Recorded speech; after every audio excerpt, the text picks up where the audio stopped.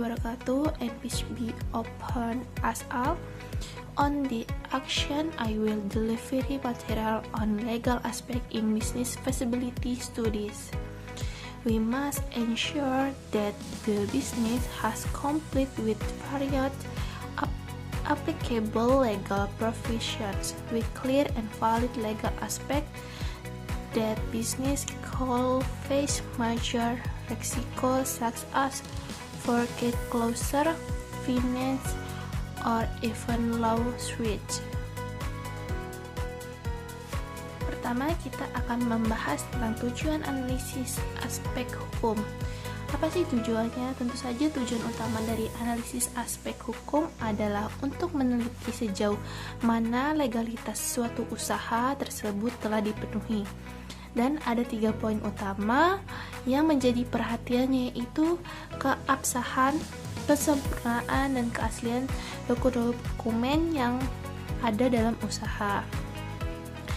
Kita ingin memastikan bahwa usaha tersebut tidak memiliki masalah hukum di masa depan, sehingga semua izin dan persyaratan harus lengkap dan sesuai dengan ketentuan perundang-undangan. Dengan kata lain, sebelum kita memulai suatu usaha, kita harus benar-benar yakin bahwa usaha tersebut sudah berdiri di atas dasar hukum yang kuat.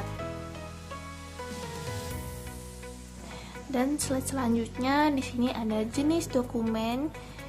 Ada beberapa dokumen yang penting yang harus diperiksa, antara lain adalah bentuk badan usaha yang dipilih, bukti diri dari pemilik usaha, tanda daftar perusahaan atau TDP, ada NPWP atau nomor pokok wajib pajak sebagai jenis izin usaha yang relevan, serta dokumen-dokumen hukum lainnya seperti status tanah dan kepemilikan kendaraan yang digunakan untuk suatu usaha. Dokumen-dokumen ini menjadi bukti bahwa usaha dijalankan secara syah dan profesional. Usaha memiliki berbagai bentuk badan usaha, dan dalam memilih bentuk badan usaha ada beberapa opsi yang harus dipilih, masing-masing dengan kelebihan dan kekurangannya. Pertama, ada persero terbatas atau PT, yang paling banyak digunakan oleh pengusaha karena statusnya sebagai badan hukum dan memiliki tanggung jawab terbatas sesuai model yang disetor. Kemudian ada CV atau perseroan komunitator, yang terdiri dari sekutu aktif dan sekutu pasif. Sekutu aktif menjalankan usaha, sementara sekutu pasif hanya menyetor modal dan tidak ikut campur dalam pengelolaan. Ada juga firma, di mana semua sekutu aktif dan bertanggung jawab penuh terhadap utang perusahaan. Bentuk badan usaha ada juga yayasannya, itu lebih berorientasi pada kegiatan sosial, bukan mencari keuntungan. Dan terakhir, koperasi yang dijalankan atas prinsip kekeluargaan dalam bertujuan untuk kesejahteraan anggotanya.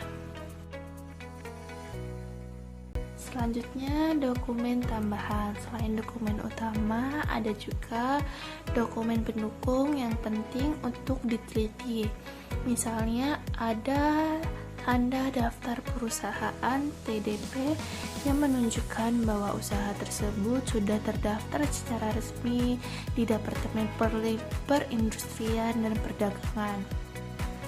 Selain itu, ada NPWP yang menunjukkan bahwa pemilik usaha memiliki kewajiban membayar pajak.